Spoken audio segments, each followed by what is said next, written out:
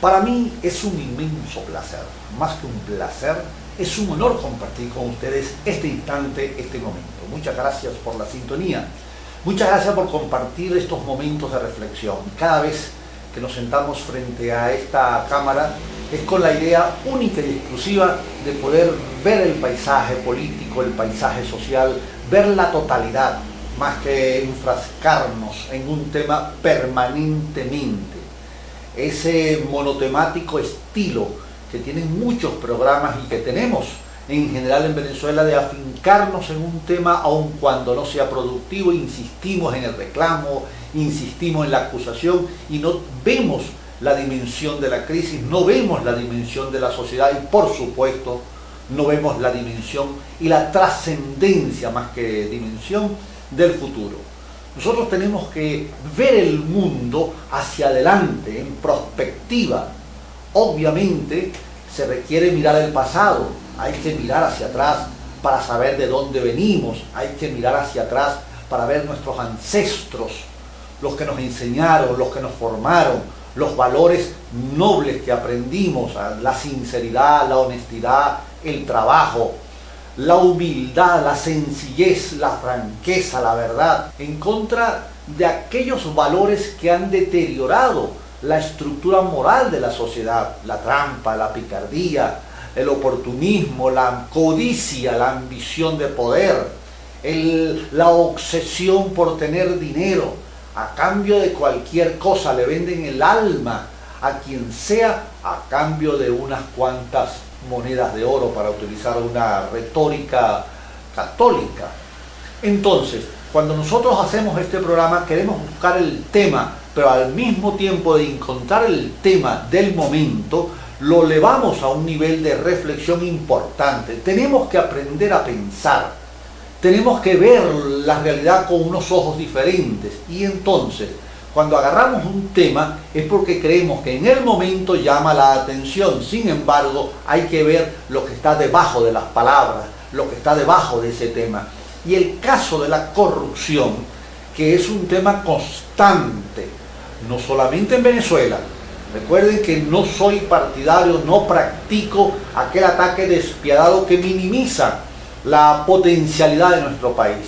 Esa batalla mediática de los medios internacionales en complicidad con grupos políticos nacionales y con los medios privados de información, lo que alguien llamaría vehículos de información, ellos que vendieron la idea de que Venezuela estaba destruida, ellos que transmitieron el mensaje destructor de que aquí no había nada que hacer y que provocó la migración de más de 6 millones de venezolanos en una historia cargada más de vivir hacia adentro, endógena, una historia donde a nosotros nos gusta nuestro país y nos quedamos en nuestro país a pesar de las crisis económicas, a pesar de la crisis política, no así como el caso de Colombia, donde la violencia ha puesto en Venezuela más de 6 millones de colombianos, o el caso de Argentina con las dictaduras en la década del 70, o el caso de Europa con la Segunda Guerra Europea, que provocó aquella migración masiva hacia América Latina, hacia el África y hacia el Asia. Nosotros entonces hoy, con una visión diferente de la realidad, tenemos que abordarla, y la corrupción debe abordarse, sobre todo hoy cuando es noticia el escándalo de la corrupción en PDVSA liderada por un PRAN. Eso es exactamente, se le puede definir a Rafael Ramírez como el PRAN petrolero venezolano. El hombre que durante 10 años estuvo al lado del presidente Chávez, durante 10 años fue la mano derecha en temas petroleros, energéticos, dirigido personalmente por el presidente Chávez, el hombre que estuvo enlazado con ese grupo selecto de hombres y mujeres que tuvieron con el comandante Chávez, en el caso de Nicolás Maduro o Diosdado Cabello, que son hoy los sucesores de la línea política que trazó Chávez cuando asumió la presidencia de la República a finales del siglo pasado.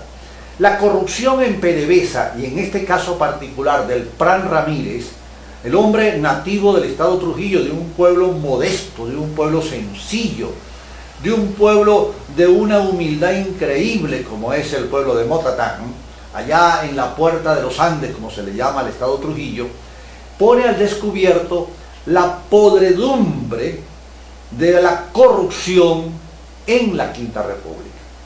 Se hicieron acusaciones durante la campaña electoral después del golpe de Estado, donde el presidente Chávez salió a luz pública como una figura estelar. Después de ese golpe, que la corrupción era denunciado constantemente por los sectores de izquierda. Y escuchen bien esto cuando hablo del sector de izquierda, porque adelante voy a hacer un comentario y su presencia en los actos de corrupción. Denunciado la corrupción de los adecos, que fue fenomenal, descomunal, creando aquella frase patética de que la diferencia entre los corruptos copellanos y los corruptos adecos era que los adecos robaban y dejaban robar y los copellanos robaban para ellos solos. Es decir, permitían la corrupción, avalaban la corrupción.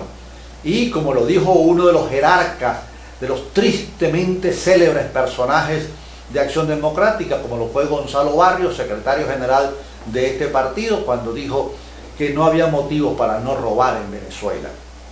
Eso era la pestilencia política en su máxima expresión. Convirtieron el petróleo, PDVSA, la industria petrolera, en el botín. Un botín donde todos querían meterle la mano y le metieron la mano, la figura de los 12 apóstoles. En la época derrochadora de Carlos Andrés Pérez en el primer gobierno.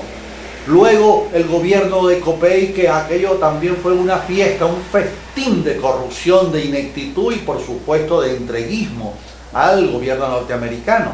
Entonces la corrupción no es algo novedoso dentro de Venezuela.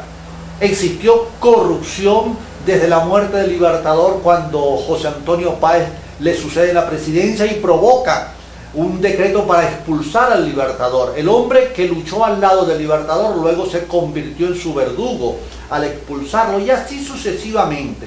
Los libertadores, que luego pasaron a ser presidente de la República, despojaron a los soldados campesinos de sus tierras, se apropiaron de este país en el siglo XIX y en el siglo XX, cuando a comienzos de siglo estaba Juan Vicente Gómez en el poder, luego de escuchar los cantos de sirena provocado por los Estados Unidos para darle el golpe a Cipriano Castro, a su compadre, y se lo dieron, y luego él, a cambio de ese favor que le hicieron los gringos de darle la fuerza militar suficiente, él le entregó el petróleo a los gringos. Y desde entonces hasta la fecha, hasta hoy, lo que ha habido es corrupción constante de diferentes colores. Vamos con los compromisos y luego continuaremos sobre el tema del Plan Ramírez, que es el plan petrolero del chavismo.